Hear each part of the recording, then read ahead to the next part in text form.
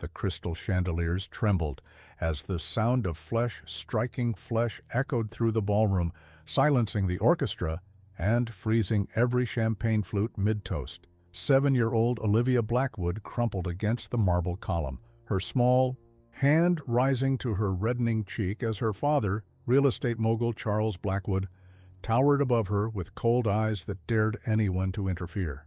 But in the shadowy service corridor just beyond the Gala's glittering facade, 12-year-old Marcus, the janitor's son who'd been quietly collecting discarded napkins, was already pressing his father's phone to his ear, his dark eyes fixed on Olivia's tears as he whispered an address to the person on the other end of the line. Nobody noticed the determination in the boy's face, or how his free hand clutched something that had fallen from Olivia's dress pocket earlier that evening, a small, worn photograph that would unravel the Blackwood family's carefully constructed image forever. Marcus Jackson's fingers trembled as he ended the call. He pressed his back against the service corridor wall, the phone heavy in his palm. Through the crack in the door, he could still see Olivia Blackwood's small frame as she stood frozen beside. Her father, who now smiled as if nothing had happened, champagne glass raised in salute to some investor across the room. The difference between their worlds had never felt so vast. "Marcus, what are you doing standing around? Those tables won't clear themselves." His father's voice was hushed but urgent, a reminder that they couldn't afford mistakes. Not here. Not in the Grand Plaza Hotel where Samuel Jackson had worked as head janitor for 15 years. "Sorry, Dad, Marcus slipped the phone back into his father's uniform pocket, words failing him. Samuel's expression softened as he noticed his son's distress. What happened? That man, Mr. Blackwood, he hit his daughter right in front of everyone. Marcus clutched the folded photograph tighter in his palm, and nobody did anything. Samuel placed a steady hand on his son's shoulder, his eyes darting toward the ballroom. "That's how it is with people like him. They live by different rules." He sighed. A lifetime of witnessed injustices in that single breath. "But we can't. Get involved. We need this job, son." Marcus nodded, but the weight in his chest disagreed. Later that night, in their small 2-bedroom apartment 15 miles from the gleaming skyscrapers of downtown, Marcus sat at their kitchen table. Homework spread before him, though his mind was elsewhere. From the living room came the soft sounds of his mother's favorite TV show, and through the thin walls, his little sister's occasional sleep murmurs. His home was nothing like the Blackwood mansion he'd glimpsed in magazine spreads. No marble, staircases, or crystal chandeliers, but it was warm, safe, full of laughter and his mother's cooking and his father's quiet strength. Still thinking about what happened, his mother, Leanne, placed a mug of hot chocolate before him. She worked double shifts as a nurse at County General, but never failed to notice when something troubled her children. That girl, Mom. She lives in a palace, but she looked so alone. Marcus had first noticed Olivia Blackwood 3 months ago, during a charity function his father had brought him to when school was closed for teacher training. She had stood perfectly still beside her father in a dress that probably cost more than their monthly rent, her eyes scanning the room as if searching for something she'd lost. While other wealthy children ran in laughing packs, Olivia remained, isolated, an island of solitude in expensive silk. He'd seen her twice more since then, always silent, always watching, always alone. "Some of the saddest people live in the biggest houses," Leanne said, smoothing his curly hair. "But it's not your burden to bear, baby." Yet, as Marcus prepared for bed that night, the photograph burned in his pocket like a coal. He finally removed it, studying the image under his desk lamp. A younger, smiling Charles Blackwood, with his arm around a beautiful woman with Olivia's same golden brown eyes. Between them, a toddler Olivia, laughing. On the back, half visible. Through a tear in the photo paper, handwritten words, "Proof in the safe. If anything happens, tell them about St. Lucia and the offshore." The rest was torn away. Marcus didn't understand what it meant, but he recognized something important when he saw it. Something worth hitting a child over. In her enormous bedroom, across town, Olivia Blackwood sat on her window seat, the moonlight illuminating tear tracks on her cheeks. Outside her door, she could hear her father's hushed phone conversation, angry words about controlling the situation, and that damned photograph. She touched her still stinging cheek and watched the distant city lights, wondering if somewhere out there was the boy she'd seen watching her, the one whose eyes had held something she rarely encountered in her world: compassion. 6 hours before the slap, Marcus had been folding cloth napkins in the hotel's back service area. His father had pulled some strings to let him help with the event setup. Extra hands meant extra pay, and college savings didn't build themselves. Jackson, need you at the east entrance. Some delivery issue. The event manager barely glanced at Samuel as he passed. I'll be right there. Samuel turned to Marcus. Finish these and then help Miguel with the water glasses. Don't wander off, understand? Marcus nodded, already familiar with the unwritten rules of invisibility expected from staff children.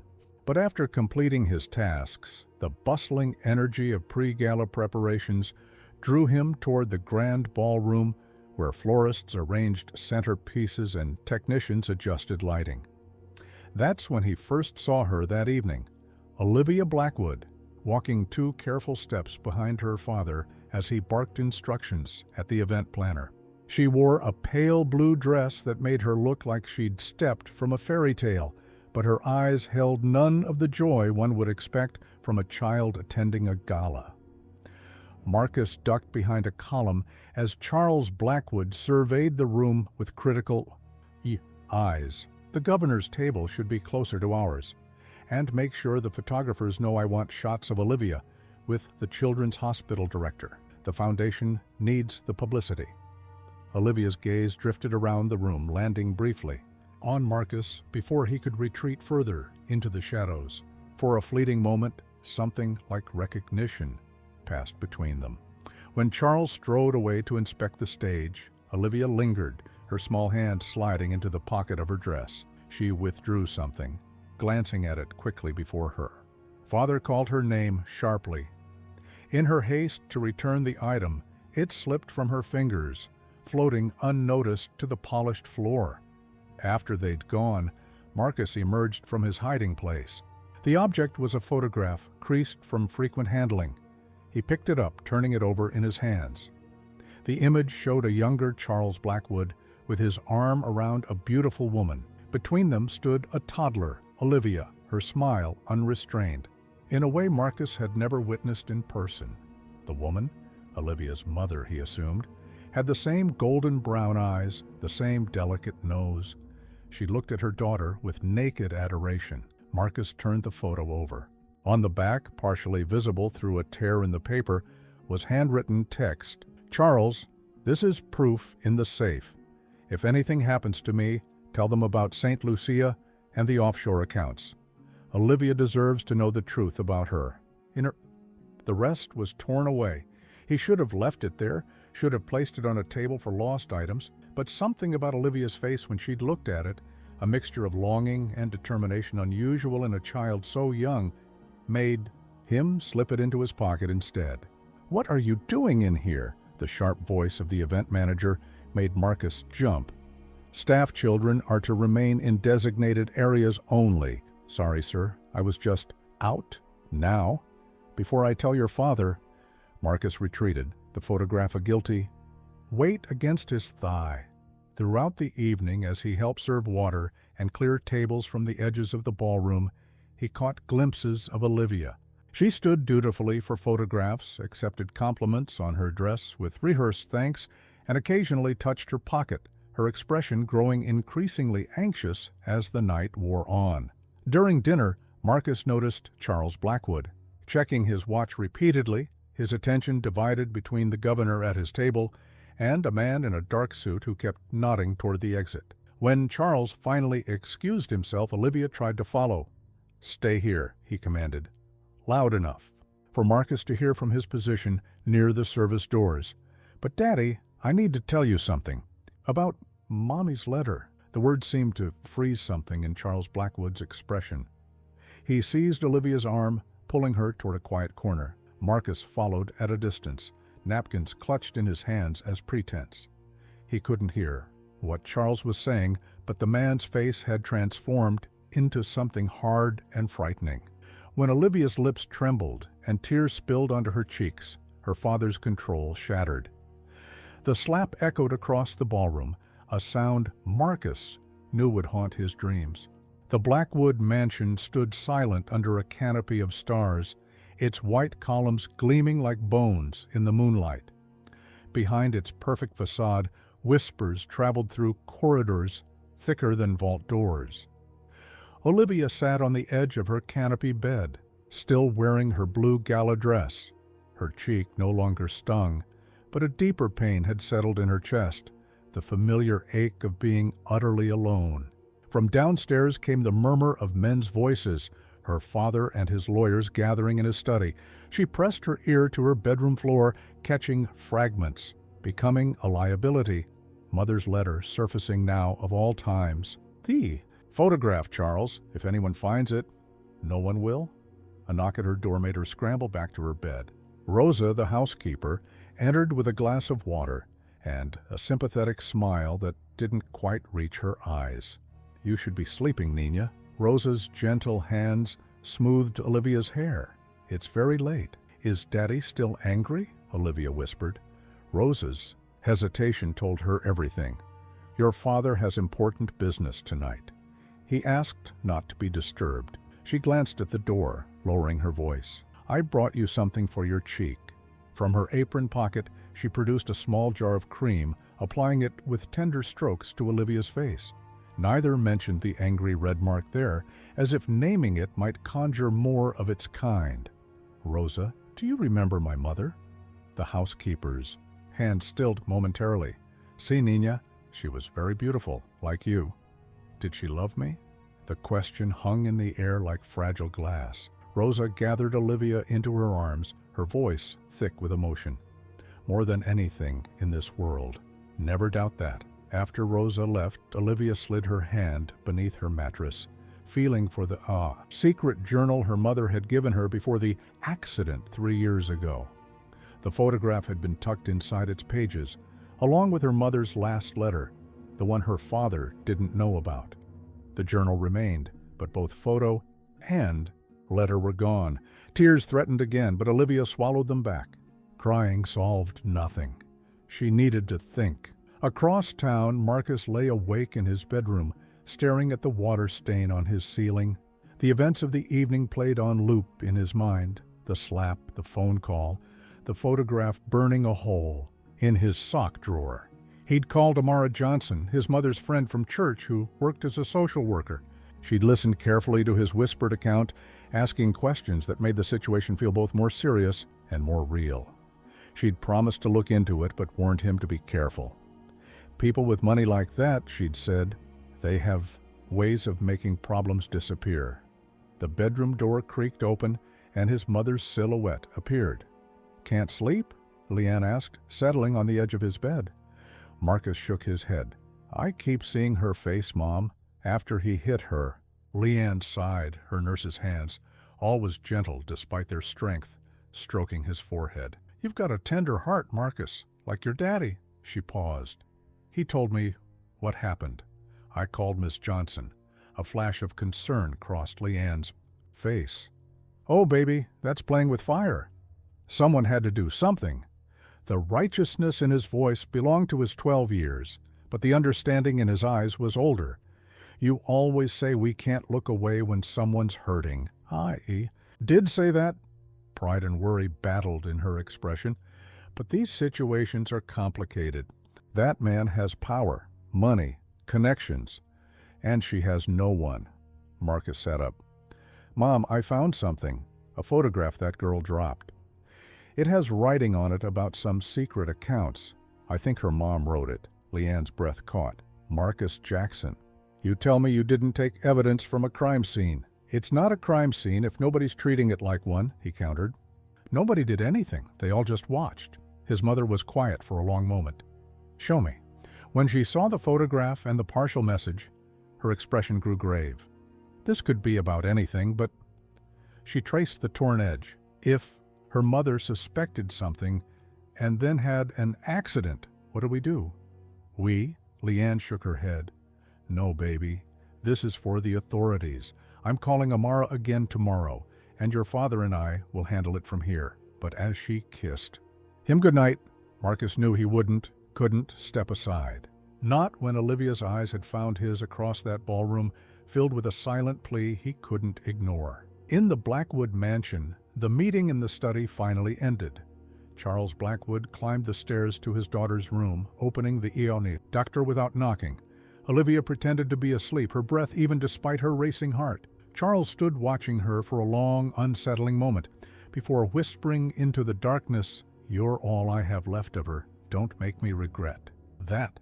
The door closed, and Olivia's eyes snapped open, staring into the shadows that seemed to whisper her mother's name. Amara Johnson had seen enough broken children to recognize the patterns. 15 years as a social worker had taught her that wealth was no vaccine against abuse. Sometimes it was just better camouflage. She sat in her modest office, reviewing what she knew about Charles Blackwood: divorced real estate magnate, philanthropist, major donor to the Children's Hospital, and several political campaigns. His wife, Elena, had died 3 years ago in what was ruled an accidental fall. Their daughter, Olivia, was 7 years old and, according to Marcus Jackson's report, bearing the marks of her father's anger. The phone on her desk rang. Department of Children and Family Services, Johnson speaking. "Amara, it's Leanne Jackson." The voice on the other end was tense.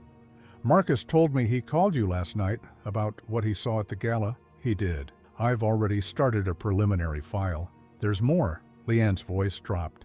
"Marcus found something, a photograph with a message from Olivia's mother.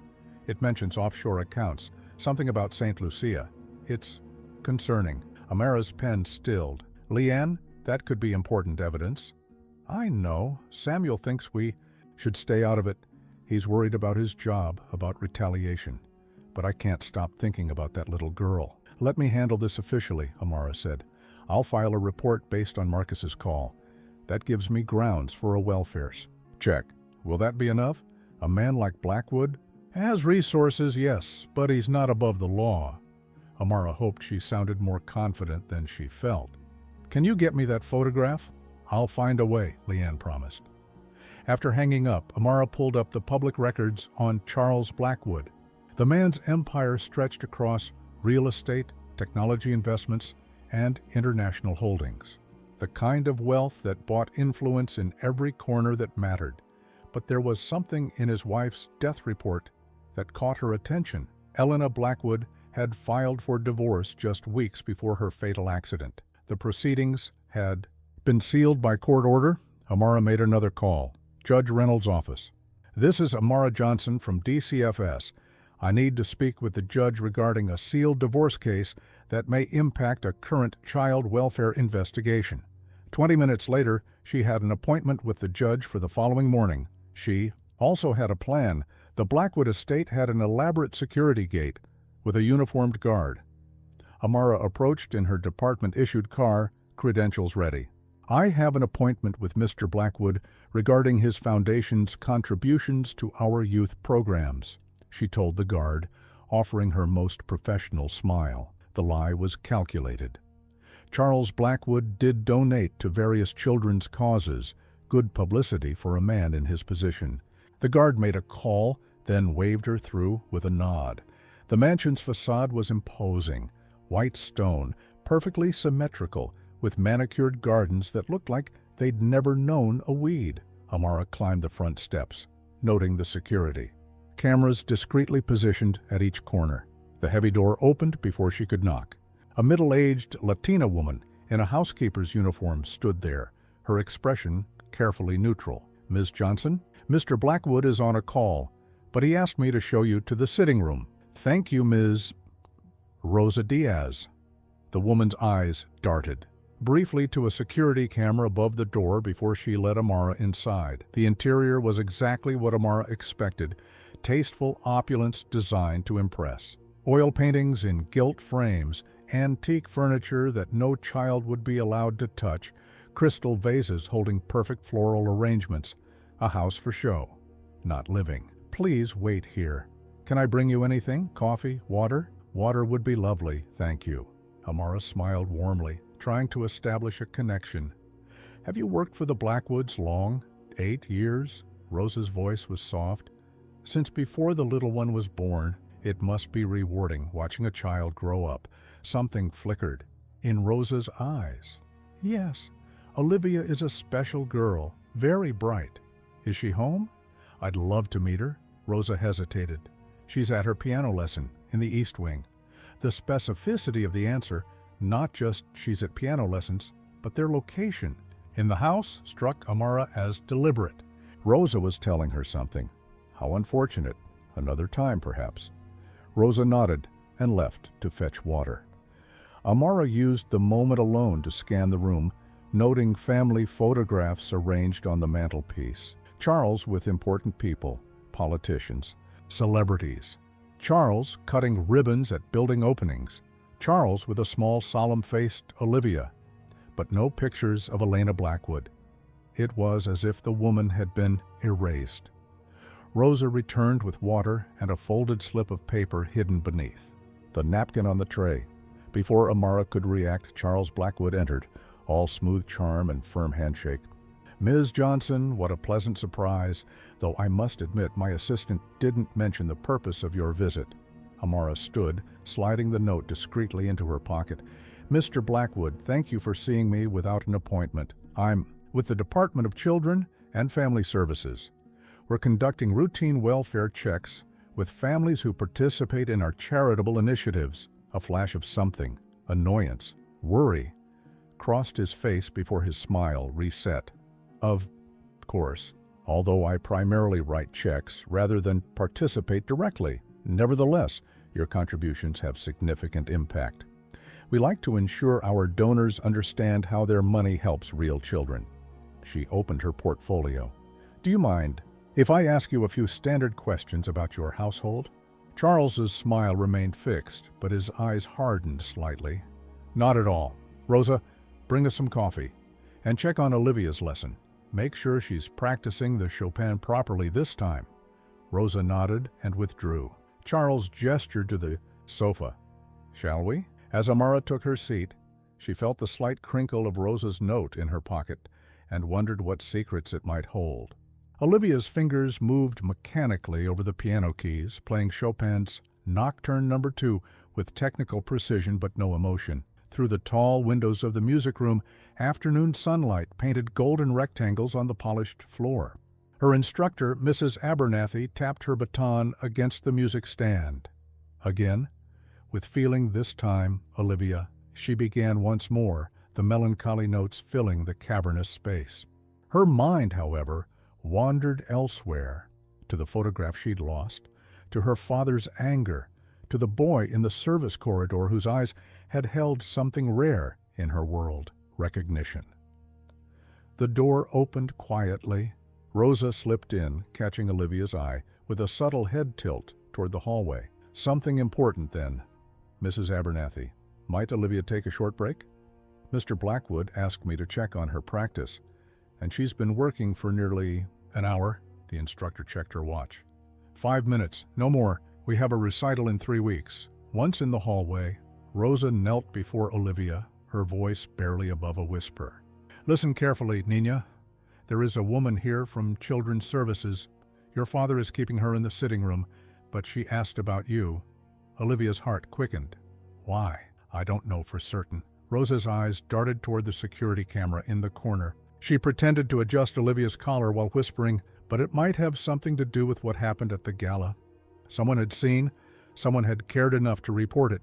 What should I do? Nothing yet. I gave her a note. We wait. Rosa stood as footsteps approached from around the corner. Now, back to your lesson, Carita. Remember, Chopin wrote this piece with a broken heart. Play it as if you understand his pain. Olivia nodded, the irony not lost on her. She understood pain intimately. Back at the piano, she played with new intensity, imagining each note traveling through the mansion's hallways to reach the mysterious visitor. Mrs. Abernathy raised her eyebrows in surprise but said nothing. allowing Olivia to pour her hopes into the music. When the lesson ended, Rosa escorted her upstairs for her rest period, the daily 2 hours when Olivia was expected to remain quietly in her room while her father conducted business. Once a.m. punishment, these hours had become her sanctuary. "Your father has instructed that you stay here until dinner," Rosa said loudly, for the benefit of any listening ears. Then, more softly, "The black cat came again today. I left some milk by your window." Olivia's eyes lit up. The stray black cat had first appeared 3 months ago, slipping through the wrought iron fence to sun itself on the stone balustrade. Outside her bedroom window, she'd named it Shadow, and began leaving treats when she could sneak them from the kitchen. Rosa had noticed, but kept her secret. After Rosa left, Olivia locked her door and rushed to the window. Sure enough, Shadow was there, lapping milk from a small saucer on the balcony. She eased the window open, careful not to startle the cat. "Hello, friend," she whispered. Shadow blinked golden eyes at her, but continued drinking. Olivia settled on the window seat, drawing her knees to her chest. From this vantage point, she could see a sliver of the front driveway. A car she didn't recognize was parked there, modest, navy blue, nothing like the luxury vehicles that usually visited. The social worker's car, perhaps? Olivia wondered what the woman was asking her father, what lies he was telling with that perfect smile that never reached his eyes. She'd seen that smile often at public events, usually accompanied by his hand gripping her shoulder just tight enough to warn against saying the wrong thing. Shadow finished the milk and slinked closer, allowing Olivia to stroke its sleek fur. The cat's purr vibrated against her fingertips, a small comfort in her controlled world. From her nightstand drawer, Olivia retrieved her mother's journal, flipping through pages filled with Elena Blackwood's elegant handwriting. Most entries were ordinary, notes about garden plans, charity events, household matters, but in the back, separated by blank pages as if to hide them, were the last entries before her death. "Charles discovered the transfer. He's furious. I told him the money is for Olivia's future, separate from his control, but he sees it as betrayal. I'm moving forward with the filing tomorrow. God help us both." 2 pages later. "The documents are with James now. Copy in the safe behind the Monet. If anything happens, the password is Olivia's birthday, plus the date we met in Barcelona. And the final entry, dated the day before the accident. He knows about St. Lucia. Not everything, but enough to be dangerous. I've written to Olivia, told her what she needs to know when she's older. The photograph is proof. He can't deny his signature on those papers. The photograph that was now missing." Olivia closed the journal, a familiar hollow feeling expanding in her chest. Without that photograph, without her mother's letter, she had nothing but vague references to secrets she didn't fully understand. Shadow butted its head against her hand, demanding more attention. Olivia complied, finding comfort in the simple, honest interaction. Animals never pretended, never lied, never struck you for speaking inconvenient truths. "I wish you could talk," she whispered to the cat. "I wish you could help me find what Mom hid." Shadow's ears perked up suddenly. The cat turned toward the window, tensing as voices drifted up from below. Olivia peered down to see the social worker leaving, her father escorting her to her car with that public smile firmly in place. The woman glanced up briefly, her eyes scanning the windows as if searching for something or someone.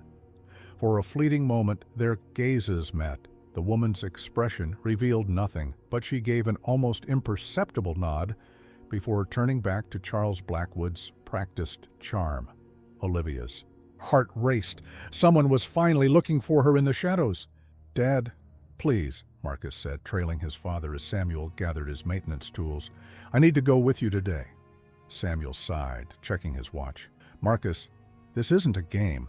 The Blackwood estate isn't a place for you to play detective." Not playing," Marcus insisted.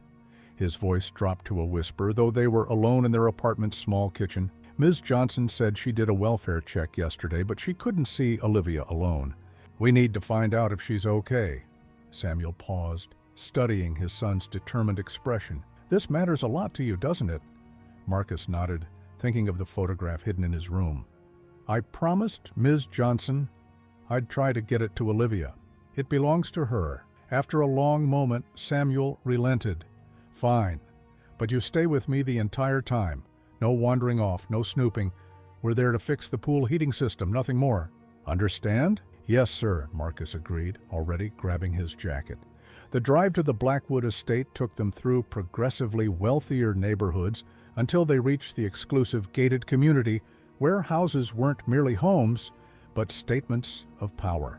Samuel pulled his work van up to the service entrance, where a security guard checked their names against a clipboard. Jackson and Son, pool maintenance, the guard confirmed. Follow the service road around back. Someone will meet you. As they drove along the curved driveway, Marcus pressed his face to the window, taking in the immaculate gardens and imposing architecture. The mansion seemed to grow from the earth like a mountain, solid and immovable, its windows reflecting sunlight like distant, watchful eyes. Rosa met them at the service entrance, her expression professionally neutral as she led them through a maze of corridors toward the indoor pool area.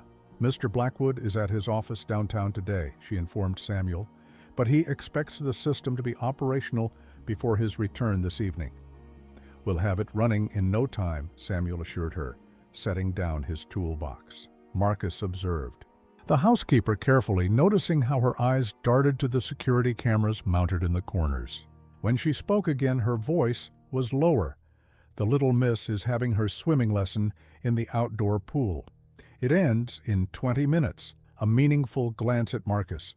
The storage closet near the changing area needs restocking with fresh towels. I'll show your son where they're kept. Samuel frowned slightly, but Marcus jumped in before his father could object. I'd be happy to help, ma'am. Rosa led Marcus down another hallway, waiting until they were between camera zones before speaking. You're the boy from the Gala, the one who called someone. It wasn't a question. Marcus nodded, tension coiling in his stomach. Good, Rosa said. Simply. Olivia will be in the pool house after her lesson. Her instructor always takes a phone call while she changes. You'll have 5 minutes, no more. She pressed a key into his hand. Supply closet. Return it to me before you leave. With that, she handed him a stack of folded towels and walked away, her footsteps echoing against marble floors. The outdoor pool was Olympic-sized, shimmering azure blue against cream-colored stone. A female instructor stood at the edge, calling directions as Olivia glided through the water with practiced strokes. Marcus ducked into the pool house, finding the supply closet where he pretended to arrange towels while watching through the window. 5 minutes later, the instructor's whistle signaled the end of the lesson. She helped Olivia from the pool, wrapped her in a robe, and led her to the pool house. Once inside, the instructor checked her watch. Change quickly, Olivia. I need to make a call, but I'll be right outside. As soon as the door closed behind her, Marcus emerged from the supply closet. Olivia gasped, instinctively backing away. Don't be scared, he said quickly. I'm Marcus, from the Gala. I just wanted to make sure you're okay. Recognition dawned in her eyes. You're the boy who was watching. The one who called someone. You know about that? Rosa told me a social worker came. Olivia glanced at the door nervously. My father was very angry afterward, though he tried not to show it. Did he hurt you again? Marcus asked, his throat tight with concern. Olivia shook her head. Not yet, but he knows something's happening. He's making plans to send me to boarding school in Switzerland. He can't do that. He can do whatever he wants. The resignation in her voice made her sound decades older than 7. No one ever stops him. Marcus reached into his pocket and withdrew the photograph. I found this. You dropped it at the Gala. Olivia's eyes widened. She reached for it with trembling fingers. You found it?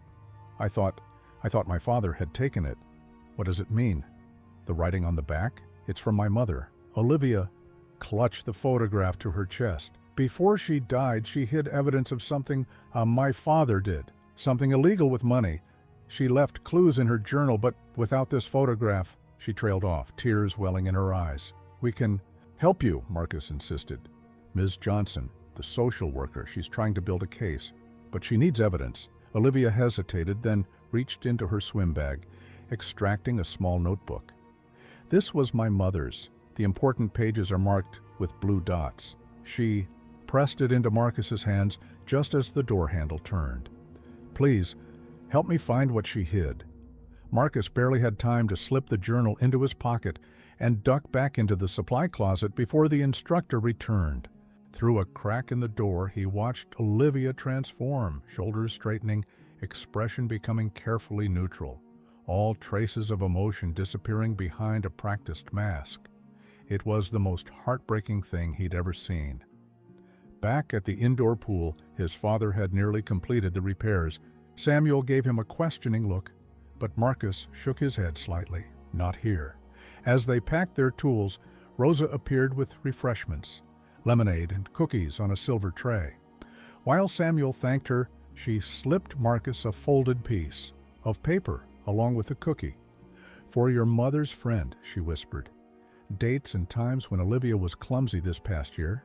Medical records are in his private safe, but this is what I remember." The weight of responsibility settled on Marcus's shoulders, heavier than the journal in his pocket, more significant than the list of injuries now hidden in his hand. He wasn't just returning a lost photograph anymore. He was Olivia's lifeline to a world beyond these gilded walls. Charles Blackwood poured himself 3 fingers of scotch, the amber liquid catching the light from his study's fireplace. The house was silent, Olivia in bed, staff dismissed for the evening. Only in these moments of solitude did he allow the mask to slip, revealing the tension beneath his perfect facade.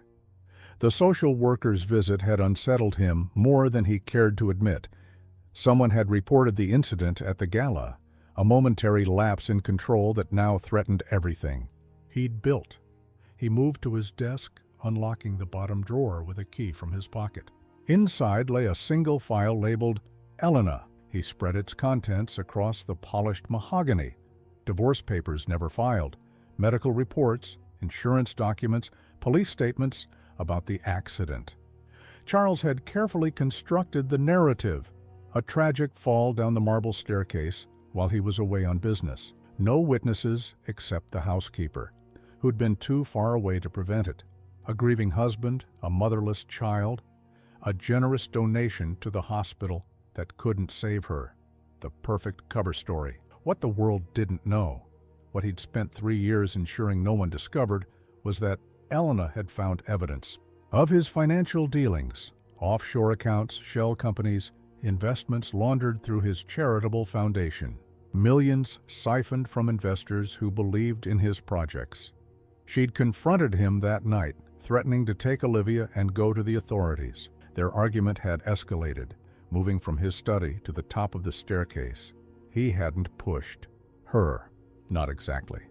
He'd grabbed her arm as she turned to leave, squeezing hard enough to bruise. When she'd pulled away, Charles drained his glass, pushing the memory aside. It had been an accident, he told himself, a terrible accident. But Elena had been clever. In the weeks before her death, she'd hidden copies of incriminating documents. In her final message, a letter he'd discovered and destroyed, she'd mentioned evidence in a safe. He'd torn the house apart looking for it, checked every safe and every property he owned, but found nothing. The photograph was the key. He'd seen. Olivia, with it at the Gala, recognized the back of the torn letter that had been attached to it. When he'd confronted her, demanded to know where she'd gotten it, she'd mentioned her mother's journal, a journal he thought he'd confiscated years ago. Now the photograph was missing, and a social worker was asking questions. Charles refilled his glass, his mind racing. The Swiss boarding school would solve the immediate problem of Olivia. Once she was out of the country, he could manage any investigation. His connections in the department would ensure any allegations were dismissed as unfounded. But first he needed to find that photograph and whatever else Elena might have hidden. His phone rang. A private line. Few had the number to Blackwood. "It's Henderson." His head of security's voice was terse. "We have a situation. The security footage from the Gala has been accessed externally." Charles's grip tightened on the glass. "How?" "Working on it." "But someone copied the feed showing the incident with your daughter." "Find them," Charles hissed, "and get me that footage. There's more. The janitor who was working that night, his son made a call immediately after. We traced it to a social worker named Amara Johnson, the same woman who'd visited yesterday under the pretense of discussing his charitable donations." Charles closed his eyes, pieces falling into place. "The boy was at my house today with his father. Pool maintenance. Want me to handle it? Not yet. Monitor them. Find out what they know and who they've told." Charles paused, calculating, "and arrange for Ms. Johnson to experience some professional difficulties. Nothing obvious, just enough to keep her occupied." After ending the call, Charles returned to the file on his desk. Among Elena's papers was a photograph similar to the one Olivia had lost. Charles and Elena, with infant Olivia between them, smiling for the camera on their St. Lucia vacation. He turned it over, examining the blank back. If Elena had written something on the other copy, something about offshore accounts. A sound from the hallway interrupted his thoughts. Charles quickly gathered the papers, returning them to the drawer before moving silently to the door. Opening it, he caught a glimpse of movement. The housekeeper turning the corner toward the kitchen. Rosa. She'd been with them for years, loyal and discreet. But she'd also been devoted to Elena, had helped raise Olivia from infancy. If someone were helping his daughter hide things from him, Charles made a mental note to have Henderson review the household security footage from the past week. If Rosa was involved, he would know soon enough. Upstairs, Olivia lay in her canopy bed, staring at the ceiling. Her mother's photograph was safely hidden in a new place, inside the lining of her favorite teddy bear. She clutched the bear now, thinking of Marcus and the social worker, wondering if they could possibly succeed where her mother had failed. Her door creaked open. Charles stood in the doorway, studying her with an unreadable expression. "Daddy?" she whispered, instinctively tightening her grip on the bear. "Just checking on you." His voice was soft, but something in his eyes made her heart race. "Are you hiding something from me, Olivia?" She shook her head, summoning every ounce of acting skill she'd learned in her short life. "No, Daddy." He stepped further into the room, gaze sweeping over her belongings. "You know, I only want what's best for you. Everything I do, everything is to secure your future." "I know," she replied automatically. Charles approached the bed, reaching for the teddy bear.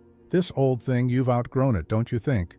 Olivia's breath caught. "It was a gift from Mom." Something flickered in Charles's expression. He released the bear, stroking Olivia's hair instead with a gentleness that frightened her more than anger would have. "We leave for Switzerland next week. You'll love the school. Horses, mountains, girls from the finest families in Europe." His smile didn't reach his eyes. A fresh start for both of us. After he left, Olivia hugged the bear tightly to her chest, tears streaming silently down her cheeks. 1 week. That's all the time Marcus and the social worker had to find the evidence her mother had hidden. 1 week before, she'd be sent thousands of miles away, alone with her secrets. In the darkness of her room, she whispered a prayer to her mother's memory, begging for guidance, for protection, for the strength to survive in her father's world until help could reach her. Shadow appeared on Olivia's balcony the next morning, earlier than usual. The black cat sat patiently, golden eyes fixed on the window as if willing it to open. Olivia obliged, glancing nervously at her bedroom door before sliding the glass panel aside. "Hello, friend," she whispered, reaching out to stroke the cat's sleek fur. Shadow purred, then did something unexpected. It dropped a small folded paper from its mouth onto the balcony floor. Olivia stared in disbelief before carefully retrieving the note. Inside, in unfamiliar handwriting, "We're trying to help. Need more information. Can you send something back with the cat?" Her heart raced. Someone, Marcus, had found a way to communicate with her. But how had they known about Shadow? And how had they trained a stray cat to deliver messages? A knock at her door made her jump. She quickly tucked the note into her sleeve as Rosa entered with breakfast. "Good morning, Nina." Rosa's eyes darted to the open window, where Shadow still sat. "I see your friend is back." "He's hungry," Olivia replied carefully, watching Rosa's reaction. The housekeeper smiled slightly, setting down the breakfast tray.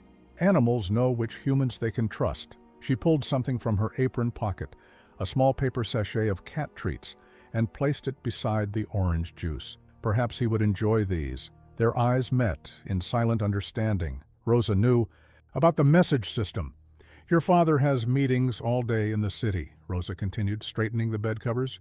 "Mrs. Abernathy will be here at 10 for your piano lesson, and then Ms. Peterson for French at 1. I've laid out your blue dress for dinner. Your father is having important guests." The coded information was clear. Charles would be gone until evening, giving Olivia precious hours of relative freedom. After Rosa left, Olivia hurriedly scribbled a note on the back of the paper. "Father taking me to Switzerland next week. Boarding school. Mother left evidence in safe behind Monet. Painting and study. Password. My birthday, Platz, Barcelona." She added the dates, then hesitated before writing a final line. "Please hurry." She folded the paper tightly, then opened the treat. Packet Rosa had left. Shadow approached cautiously as she held out a treat in one hand, the note in the other. "I need you to take this back," she whispered, feeling slightly foolish. Could a cat really understand such a task? To her amazement, Shadow gently took the folded paper in its mouth after accepting the treat. With one last look at Olivia, the cat leapt from the balcony to a nearby tree branch and disappeared into the gardens. Across town, Amara Johnson spread Elena Blackwood's journal across her desk, Marcus and his parents looking on anxiously. The blue-dotted pages contained veiled references to Charles's financial dealings, but nothing concrete enough to build a case. She was careful, Amara observed, probably afraid he would find it. But she left clues, Marcus insisted. Olivia said the photograph was important. Leanne studied the photograph they'd returned to Olivia. The message mentions a safe in St. Lucia. Could there be documents hidden in their vacation home? Blackwood sold that property after Elena's death, Amara replied. I checked. Samuel, who had been quiet until now, leaned forward. What about the safe she mentioned? Behind the Monet sounds like a hidden wall safe. In his study, Amara nodded. But we can't exactly walk in and start removing paintings. A tapping at the window interrupted them. Marcus was the first to spot the black cat perched on the ledge. Outside, something clutched in its mouth. It's Shadow, he exclaimed, rushing to open the window. The stray that hangs around the Blackwood estate, Leanne explained to Amara's confused expression. Rosa mentioned it, visits Olivia's window. Marcus coaxed the cat inside, gently retrieving the folded paper from its mouth. His eyes widened as he read Olivia's message. Switzerland? Next week? Amara took the note, her expression grim. He's trying to get her out of jurisdiction before we can build a case. She's given us the safe location and password, Samuel pointed out, but how do we access it? The dinner party, Marcus said suddenly. Rosa mentioned important guests tonight. What if we could get inside during the event? Amara shook her head. Too risky and illegal. We need to do this by the book. While a 7-year-old gets shipped off to Switzerland, Marcus challenged. By the time you get a warrant, she'll be gone. There might be another way, Leanne interjected. Samuel has access to the estate's maintenance systems, including security. All eyes turned to Samuel, who shifted uncomfortably. I can reset certain zones for maintenance, but the study would be on a separate system. And there are cameras everywhere. What about the security footage from the Gala? Amara asked. If we had clear evidence of the assault, already working on it, Samuel admitted reluctantly. My buddy in IT at the hotel is helping me access the backup files. Should have them by tomorrow. Amara rubbed her temples, weighing their options. I have a meeting with Judge Reynolds this afternoon about Elena's sealed divorce filing. If there's something there that supports our suspicions, I might be able to get an emergency hearing. And if not, Marcus asked, stroking Shadow, who had made himself comfortable on the couch. Then we'll need a plan B. Amara's expression was resolute, because I'm not letting that child disappear into Switzerland. Back at the Blackwood estate, Olivia sat at her piano playing mechanically as Mrs. Abernathy counted time. Her mind was on the note she'd sent, wondering if it had reached its destination, if help would come before her father's plans proceeded. From the doorway, Rosa watched, her face impassive, but her eyes conveying silent support. They both knew. The clock was ticking. After the lesson, as Mrs. Abernathy packed her sheet music, Rosa approached with a glass of water. "Your playing improves every day, Nina," she said loudly enough for the instructor to hear. Then, in a whisper only for Olivia, the cat returned, "Friends are working on a plan." Hope flickered in Olivia's heart, a fragile flame she dared not let grow too bright. She'd hoped before, after all. When her mother promised they would leave, when she'd believed the police would see through her father's lies about the accident, she'd learned the painful lesson that hope could be as dangerous as it was precious. But as she prepared for her French lesson, Olivia found herself glancing repeatedly toward the window, watching for a streak of black fur that now represented her tenuous connection to the outside world, to people who might actually have the power to help her escape her father's control. The Blackwood dining room glittered with candlelight, crystal, and carefully cultivated power. Charles sat at the head of the table, Olivia to his right, 7 influential guests arranged around them like planets orbiting twin suns. A state senator, the district attorney, 2 banking executives, the hospital board chairman and his wife, and Charles's personal attorney, Gregory Henderson.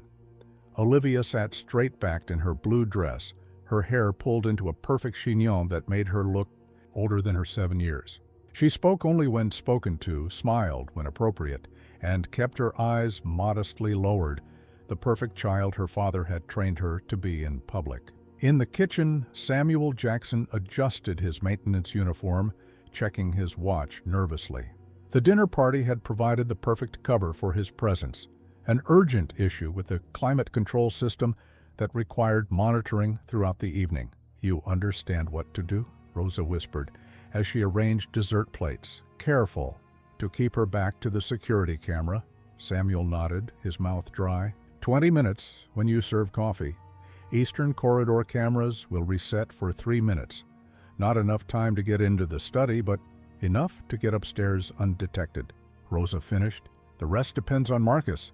Outside in the service van, Marcus sat with Amara, both watching the tablet screen displaying the estate's security camera feeds, courtesy of Samuel's maintenance override. "This is still technically illegal," Amara muttered, though her objections had grown progressively weaker throughout the day. Her meeting with Judge Reynolds had confirmed their worst fears. Elena Blackwood's divorce filing had contained allegations of financial fraud and emotional abuse, along with a request for emergency custody of Olivia. She died 3 days after filing. "We're not stealing anything," Marcus pointed out. "Just documenting. If the evidence is there, you can get a proper warrant tomorrow. And if we're caught, Dad loses his job. You face ethical violations. I get grounded until college." Marcus's attempt at humor fell flat. The stakes were too high for both of them, but highest of all for the solemn girl they could see on the dining room camera. Back in the dining room, Charles raised his glass in a toast to new ventures and old friends. "I'm grateful to have you all here before Olivia and I depart for our European adventure." The senator smiled indulgently at Olivia. "Switzerland, is it? Wonderful schools there. My niece attended La Rosey." "Precisely. Where Olivia will continue her education," Charles confirmed. "After a brief holiday in Paris, of course. She's become quite proficient in French, haven't you, darling?" Olivia nodded, reciting a practiced phrase that earned appreciative murmurs from the adults. Inside, her stomach churned with anxiety. She'd heard nothing more about the plan Marcus and the social worker were developing. Time was evaporating, like morning dew. "Charles," the district attorney began, swirling his wine, "I was sorry to hear about that unpleasant business at the children's gala. Terrible how rumors start." Olivia's breath caught. Charles's hand tightened imperceptibly around his fork. "Rumors?" Charles's laugh was practiced, dismissive. "People see what they want to see, Jim. A father correcting his overexcited child becomes something sinister in the retelling." The attorney nodded sympathetically. "Nevertheless, I've spoken with Family Services. Any inquiry will be handled with appropriate discretion." "I appreciate that." Charles's smile remained fixed, but Olivia recognized the dangerous glint in his eyes. though I'm surprised it reached their attention at all. Children's charities, the hospital chairman's wife, sighed. They attract the bleeding hearts, I'm afraid, always looking for problems where none exist. The conversation shifted to hospital funding, then to the senator's re-election campaign. Olivia retreated into herself, a skill perfected over years of such dinners. She observed without appearing to watch, listened without seeming to hear. When Henderson excused himself briefly, Charles accompanied him to the hallway. Though they spoke in hushed tones, years of hypervigilance had sharpened Olivia's hearing. Security footage secured? Hotel system wiped, but we're checking for backups. Janitor's son is the weak link. Olivia's heart raced. They were talking about Marcus, about evidence. When Charles and Henderson returned, their expressions revealed nothing, but the weight of unspoken threats hung in the air like smoke. Rosa appeared with coffee service, moving efficiently around the table.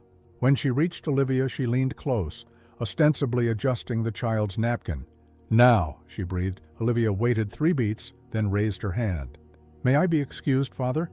I'm not feeling well." Charles frowned slightly, but nodded his permission. Before the influential guests, "Of course, darling. Rosa will see you upstairs." In the service van, Marcus watched the security feed as Rosa escorted Olivia from the dining room. The moment they reached the main staircase, Samuel initiated the maintenance reset. 3 camera feeds in the eastern corridor flickered and went. "Dark. That's our window," Marcus told Amara.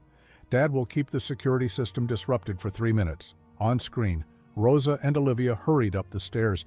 Instead of turning toward Olivia's bedroom, they veered left down a rarely used corridor. Rosa produced a key, unlocking a door that led to the upper storage rooms and a secondary entrance to Charles's private study. "She's getting her into position," Marcus narrated for Amara. "If the safe is where Olivia said, even if it is, we need the contents documented and Olivia safely away before Charles discovers what's happening." Amara checked her watch. 2 minutes remaining. The feed switched to show Samuel in the control room, fingers flying over a keyboard as he monitored the reset. His expression was tense, sweat beading on his forehead. "Come on, Dad," Marcus whispered. In the storage room, Rosa handed Olivia a small digital camera. "You know where to look, Nina. Be quick. I'll stand guard." Olivia nodded, slipping through. The hidden panel that her mother had shown her years ago, a secret passage built into the original house design, connecting the storage room to the study's private bathroom. From there, she could enter the study unseen. Heart pounding, she crept through the narrow passage, praying that her father and his guests would linger over coffee long enough for her to complete her mission. Everything depended on what she might find behind that painting: evidence of her father's crimes, proof of her mother's suspicions, and perhaps her ticket to freedom. Olivia's hands trembled as she entered her father's study through the hidden passage. The room was dark save for the blue glow of his computer screen and a single desk lamp. The Monet, a water lily painting her mother had loved, hung on the Mayas far wall, innocuous yet concealing secrets worth killing for. She moved silently across the plush carpet, camera clutched in her small fist. Rosa had shown her how to use it. Point, focus, press the button. Document everything. The painting was heavier than she expected. She struggled to lift it from its hooks, nearly dropping it before managing to prop it against the wall. Behind it, just as her mother had written, was a wall safe with a digital keypad. Olivia punched in her birthday, 01/17/2018, followed by the date her parents met in Barcelona, 06/22/2012. The safe beeped softly, a green light flashing as her door swung open. Inside were stacks of documents, a USB drive, and a sealed envelope with Olivia written in her mother's elegant script. Her throat tightened at the sight of the familiar handwriting. With shaking fingers, she photographed everything in situ before removing the contents. The documents contained financial statements, offshore account numbers, and contracts bearing her father's signature, alongside names she didn't recognize. Words like Shell Corporation and fraudulent transfer jumped out from the pages. She photographed each one methodically, just as Rosa had instructed, The USB drive she slipped into her dress pocket. The letter she opened immediately, unable to resist her mother's final message. "My darling Olivia," it began. "If you're reading this, something has happened to me.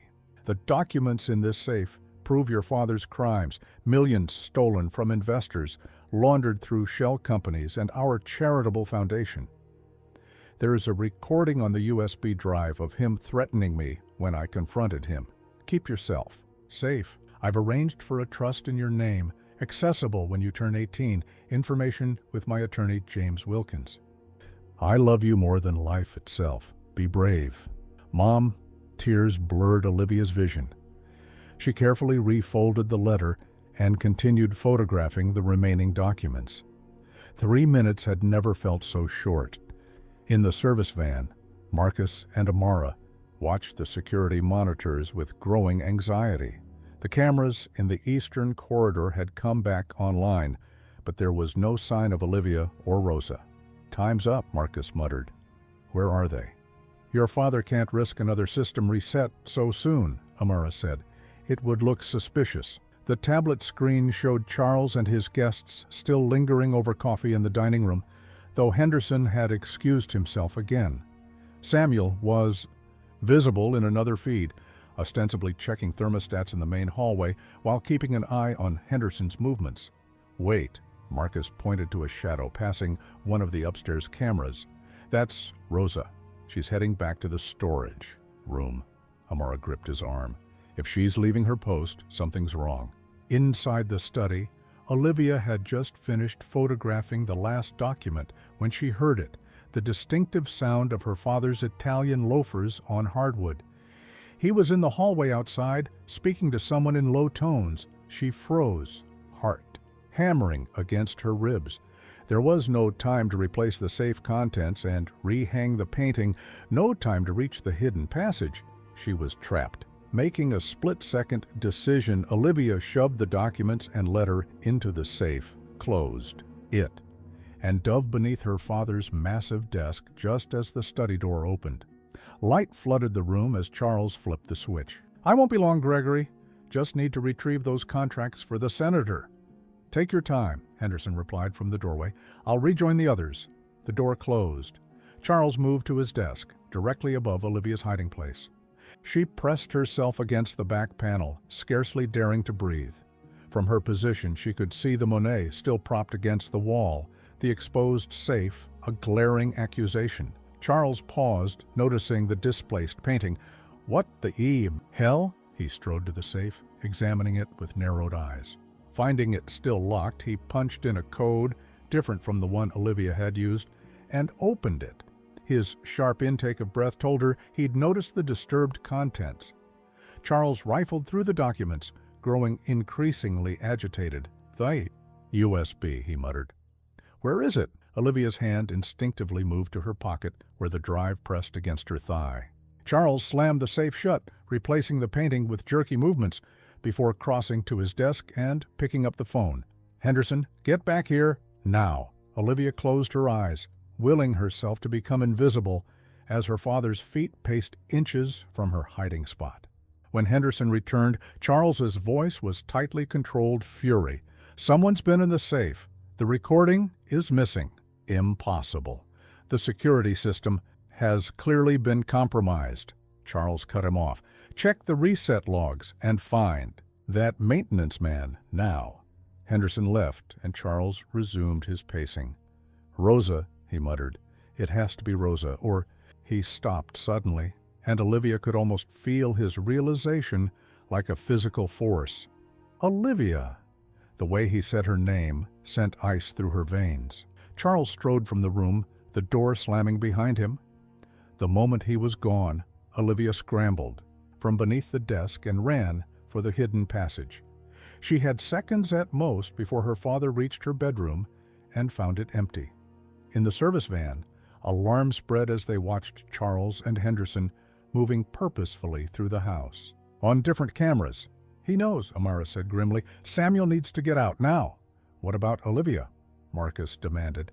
On screen, a new alert flashed. The security system was being overridden, all doors locking automatically. Samuel appeared in the kitchen feed, Rosa pulling him into the pantry as Henderson entered from the other side. "They're trapped inside." Amara grabbed her phone. "I'm calling police backup." "No time." Marcus pointed to another feed where Charles was storming up the main staircase. "He's heading for Olivia's room." In the narrow passage between rooms, Olivia ran as quietly as possible, the USB drive clutched in her hand. She could hear her father's voice echoing through the house, calling for her with false concern that barely masked his rage. She reached the storage room exit just as footsteps approached from the other side. Pressing her ear to the panel, she heard Rosa's hushed voice. "Nina? Are you there?" Olivia pushed through the panel, tumbling into Rosa's waiting arms. "He knows he's looking for me." Rosa pulled her toward another door, a service staircase. "Used by staff? Your father found Samuel. Security is locking down the house. We must get you out now." "But how?" Olivia whispered, terror making her voice tremble. Rosa smiled grimly, producing a key card from her pocket. "Emergency override. Required by fire code. Not even Mr. Blackwood can change that law." They descended the narrow stairs, Rosa leading. Olivia through the maze of service corridors toward the kitchen delivery entrance. Above them, they could hear Charles's voice growing more frantic, more threatening. "If we can reach the van," Rosa whispered, "your friends are waiting." Hope and fear warred in Olivia's chest as they approached the final door, beyond which lay either freedom or her father's wrath. The USB drive in her pocket felt like it weighed 1,000 pounds, a small device containing the truth that could finally set her free. Rosa Diaz had spent 8 years in the Blackwood household, watching silently as Charles crafted his empire of lies. She'd been there when Elena fell or was pushed down the marble staircase. She'd heard the argument preceding the accident, seen Charles's cold calculation afterward as he constructed his alibi. She'd testified as he instructed, words like ash in her mouth, because the alternative was deportation and separation from her own children back in Mexico. Now, pressing her security override card against the kitchen door's electronic lock, Rosa faced the moment she'd both dreaded and longed for, the choice between continued complicity and dangerous action. The door remained locked, red light blinking mockingly. "He's overridden the emergency system," she whispered, horror dawning. "Illegal, but—" Olivia's face paled. "What do we do now?" Footsteps echoed from the main house, multiple sets moving with purpose. Charles's voice carried through the corridors, issuing commands to household security. Rosa pulled Olivia behind the massive industrial refrigerator into the small gap where cleaning supplies were stored. "Stay here. No matter what happens, stay hidden until I come for you or until you see a clear path to escape." "Don't leave me," Olivia pleaded, clutching Rosa's hand. The housekeeper knelt, meeting Olivia's eyes. "Listen to me, Nina. I failed. Your mother. I will not fail you." She pressed a small object into Olivia's palm, a second key card. "Service entrance near the garage. It's on a separate system." With that, Rosa straightened her uniform and stepped into the open kitchen just as Henderson and 2 security guards entered from the dining room side. "Mr. Henderson," she acknowledged calmly, "is something wrong?" Henderson's eyes narrowed. "Where is she?" "Miss Olivia? In her room, I believe. She wasn't feeling well." "Don't play dumb, Rosa." Charles's voice cut through the room as he appeared. "In the doorway. Security footage shows you escorting her from her room 30 minutes ago. She never returned." Rosa's expression revealed nothing. Years of practice keeping her features neutral under Charles's scrutiny. "Miss Olivia was upset. I took her for a short walk in the East Garden to calm her nerves. Perhaps she's in the library now. She often goes there when anxious." "Search every room," Charles ordered the guards, "and find that maintenance man." "Mr. Jackson left 15 minutes ago," Rosa supplied. The pool system was repaired. Charles stepped closer, his voice dropping to a dangerous whisper. 8 years, Rosa. 8 years I've provided employment, arranged your visa renewals, overlooked the money you send to family in Mexico. Is this how you repay loyalty?" The word loyalty hung in the air between them, bitter as poison. Rosa thought of Elena, of promises made to a dying woman. of Olivia, trembling behind the refrigerator, clutching evidence that could topple Charles's empire. "I am loyal," Rosa replied softly. "To those who deserve it." Charles's hand shot out, gripping her arm with bruising force. "Where is my daughter? And what did she take from my safe?" In her hiding place, Olivia pressed her fist against her mouth to stifle a gasp. The USB drive dug into her palm, her mother's final testimony against the man now threatening Rosa. Outside in the service van, panic escalated as security feeds from inside the house suddenly went dark. "He's cut access to the system," Samuel explained, having barely escaped through a service entrance before the lockdown. "Standard protocol for security breaches." "Olivia and Rosa are still inside," Marcus insisted. "We have to do something." Amara was already on her phone. "Detective Ramirez, I need emergency assistance at the Blackwood estate. Possible child endangerment situation, and I have reason to believe evidence related to Elena Blackwood's death may be destroyed." She paused, listening. "Yes, I understand the jurisdictional issues, but..." Samuel took the phone. "Jim, it's Samuel Jackson. I've worked the Blackwood estate for years. I'm telling you, something's very wrong in there. A child is at risk." Inside the kitchen, Rosa stood firm despite Charles's increasing fury. Her thoughts drifted to her own childhood in rural Mexico, to the stepfather whose violence had taught her to recognize dangerous men, to the promise she'd made when fleeing north. Never again would she be silenced by fear. "Mr. Blackwood," she said calmly, "you're hurting me. The security cameras may be disabled, but witnesses remain." She glanced meaningfully at Henderson and the guards, whose discomfort was becoming evident. Even loyal employees had limits to what they would ignore. Charles released her arm, smoothing his expression into one of concerned authority. "I apologize, Rosa. I'm worried about my daughter. If you know where she is..." "I believe," Rosa interrupted carefully, "that Olivia may have gone to her mother's garden. The roses are blooming now, and she often seeks comfort there. It was a calculated risk." The garden was on the opposite side of the estate from the garage service entrance, where Rosa had directed Olivia to go. If Charles took the bait, Henderson— "Come with me," Charles ordered. "You two continue searching the house. Every room, every closet." As they left, Rosa caught the eye of one guard, Luis, whose sister worked in Rosa's church. A moment of silent communication passed between them.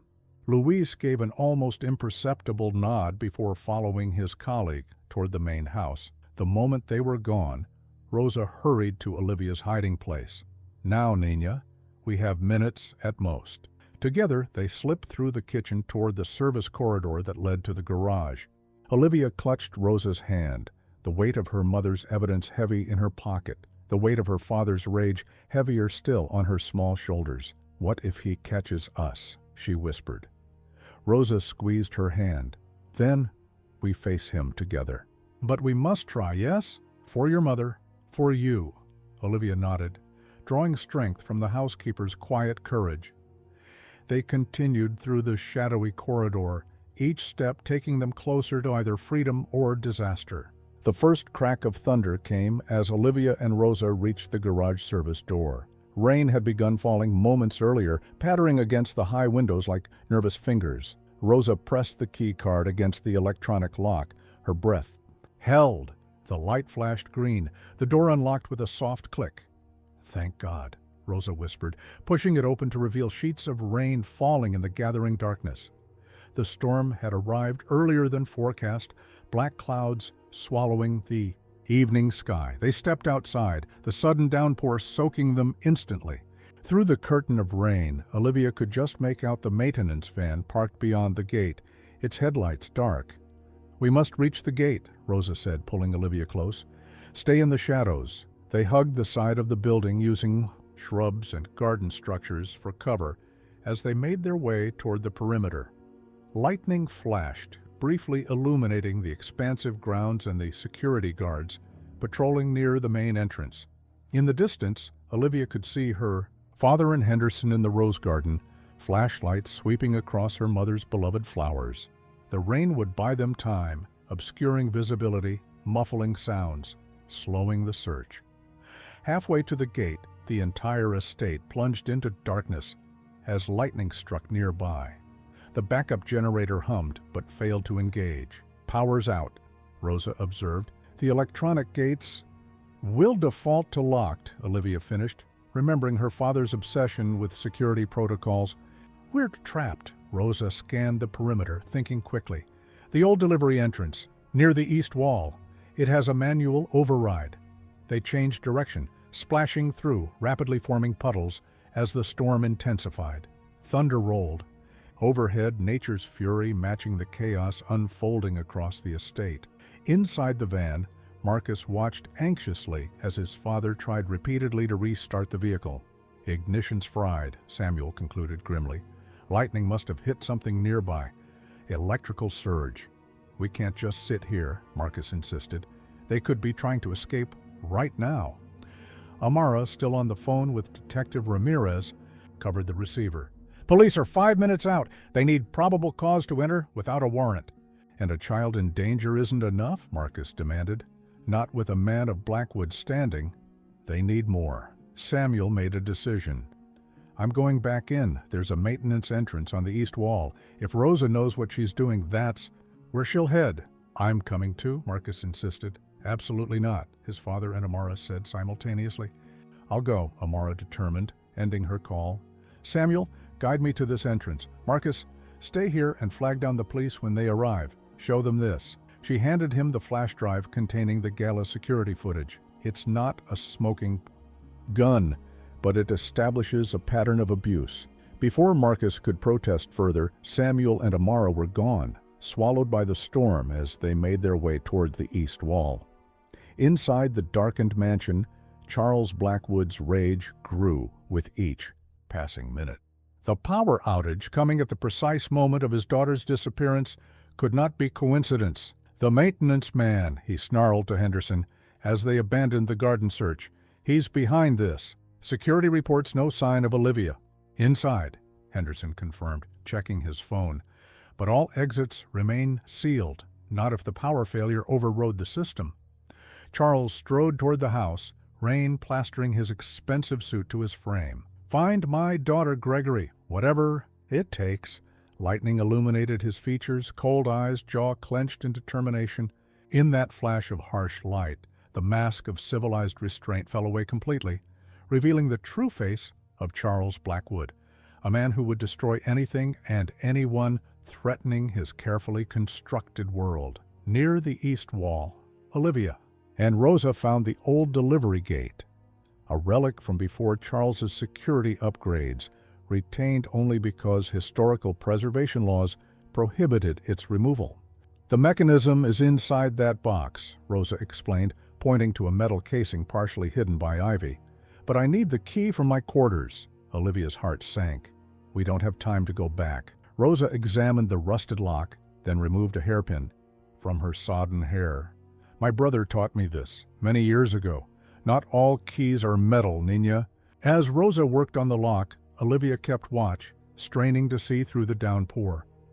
The rain provided cover, but also blinded them to approaching danger.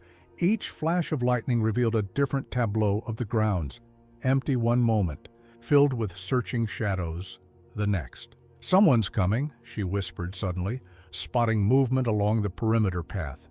Rosa abandoned the lock, pulling Olivia behind a large ornamental shrub.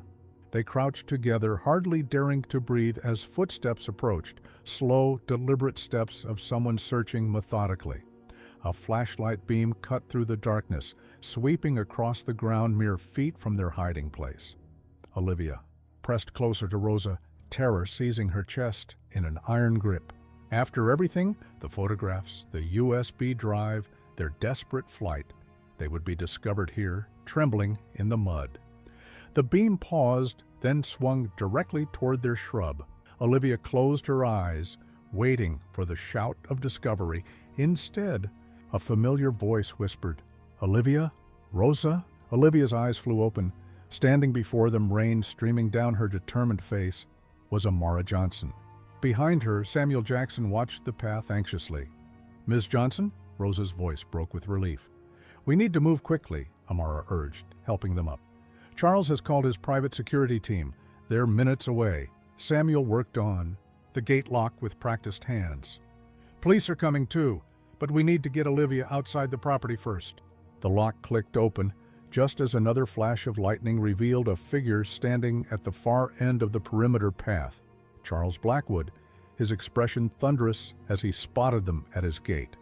Olivia, his voice carried over the storm. A command, rather than a call of concern. Go now! Samuel pushed the gate open. Amara grabbed Olivia's hand, pulling her through the narrow opening. Rosa moved to follow, but Charles was faster than anyone anticipated. He reached her just as she crossed the threshold, seizing her arm and yanking her backward with enough force to send her sprawling onto the muddy ground. You betrayed me, he hissed, standing over Rosa's fallen form. After everything I've done... For you, Olivia screamed, trying to return through the gate, but Amara held her firmly. No, Olivia, we can't let him get you too. Samuel stepped between Charles and Rosa, his stance protective, despite the fear evident in his eyes. That's enough, Mr. Blackwood. The police are on their way. Charles's laugh was cold as the rain pelting them.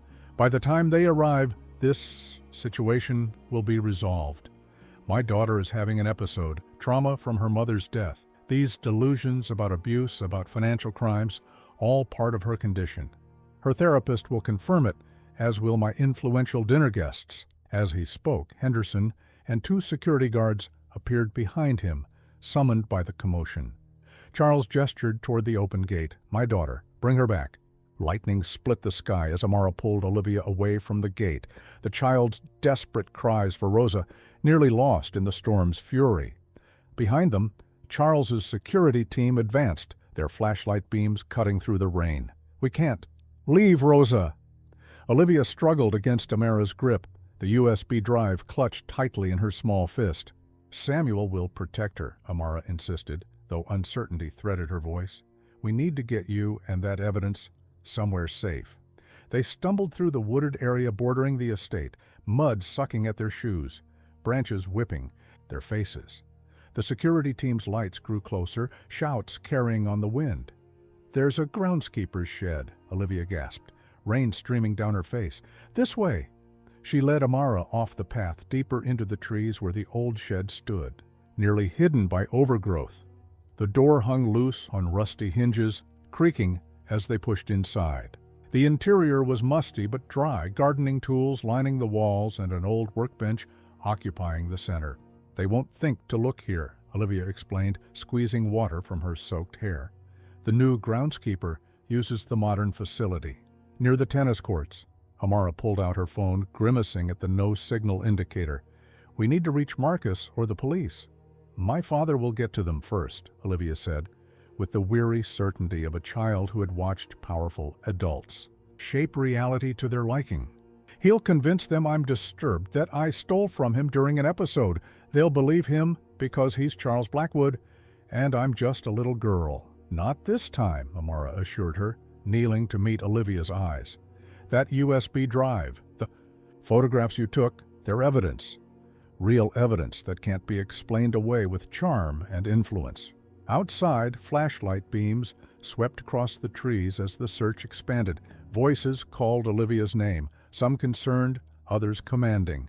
One was her father's, its false worry unable to mask the underlying threat. Olivia, darling, where are you? It's not safe out here in the storm. She shrank against Amara, trembling not from cold, but from the memory of that same gentle tone preceding moments of carefully controlled rage. Back at the gate, Samuel stood his ground despite the security guards flanking Charles Blackwood. Rosa had regained her feet, positioned slightly behind Samuel, her defiant eyes fixed on her employer. Step aside, Jackson, Charles ordered.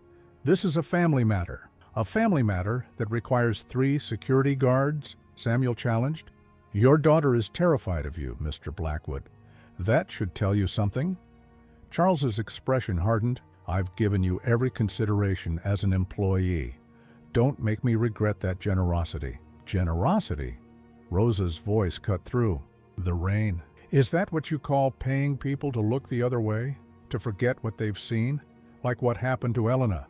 At the mention of his late wife, something dangerous flashed in Charles's eyes. Careful, Rosa. Very careful. The standoff was interrupted by approaching sirens. Charles's posture immediately shifted, the menace giving way to concerned father. "Thank ye, God," he declared loudly. "My daughter is out in this storm, confused and frightened. She needs help." 2 police cruisers pulled up to the gate, officers emerging with flashlights and rain gear. Detective Ramirez, a stocky man with shrewd eyes, approached cautiously. "Mr. Blackwood, we received reports of a disturbance." "My daughter has run away," Charles explained, voice perfectly calibrated to convey paternal concern. "She's been struggling since her mother's death. Episodes of paranoia, taking things that don't belong to her. Her therapist warned this might happen." "That's not true," Samuel interjected. "He's—" "The maintenance man," Charles cut in smoothly, "recently fired for unsatisfactory work. He and my housekeeper helped my daughter escape during a dinner party with the district attorney and Senator Williams. You can verify that with them." Ramirez's expression remained neutral as he assessed the situation. "And where is your daughter?" "Now, sir? That's what we're trying to determine. She ran into the woods with a social worker, Amara Johnson, who's been improperly involved in our family matters." At the mention of Amara, Ramirez's eyebrow raised slightly. He knew her reputation for thoroughness and integrity. "Detective?" Rosa stepped forward despite Charles's warning glare. "The child has evidence of Mr. Blackwood's crimes, financial documents, a recording of him threatening her mother before her death, ridiculous accusations from disgruntled employees." Charles dismissed. "Detective, every moment we waste here puts my daughter at further risk." Ramirez studied the group before issuing orders to his officers. "Search the woods. Priority is locating the child. No one approaches her without my presence." He turned to Charles. "Mr. Blackwood, I'll need to see any security footage from tonight." "Of course," Charles agreed readily, "though the storm has knocked out power to our systems." "Convenient," Samuel muttered. In the groundskeeper's shed, Olivia and Amara froze at the sound of someone approaching, not the heavy footsteps of security or police, but the cautious tread of someone trying to remain undetected. Amara positioned herself between Olivia and the door, grabbing a rusted garden fork as a makeshift weapon. The footsteps stopped just outside. The door handle turned slowly. Amara raised the fork as the door creaked open, revealing a rain-soaked figure silhouetted against the night sky. "Miss Johnson? Olivia?" Marcus stood in the doorway, rain dripping from his curly hair, concern etched on his young face. "Marcus!" Olivia's voice broke with relief. He slipped inside, closing the door quietly behind him. "The police are everywhere. Dad sent me to find you before Blackwood's security does." "How did you know where to look?" Amara asked, lowering her makeshift weapon. "I didn't," Marcus admitted. "I've been checking everywhere. But then I remembered Olivia talking about a black cat she feeds, and I figured it must have shelter somewhere on the grounds." Olivia's eyes widened. "Shadow! You know about Shadow?" Marcus nodded. "Rosa mentioned it when we were planning how to communicate with you. Said the cat visits an old shed sometimes. We need to get this evidence to Detective Ramirez," Amara said, indicating the USB drive Olivia still clutched. "Before Charles can spin his version of events. Dad's trying to stall him, but Blackwood's already got the district attorney on the phone," Marcus reported grimly. "We need a way out that avoids the main search." Olivia moved to the shed's small, grimy window, peering through a gap in the boards covering it. "The stream path. It runs behind the estate down to the road. The banks are steep, but I know a way." "It'll be dangerous in this rain," Amara cautioned. "The water level more dangerous to stay," Olivia countered, with a child's directness. "My father won't stop." "Not ever," Marcus nodded, understanding in his eyes. "Then we go now, while the search is focused near the house."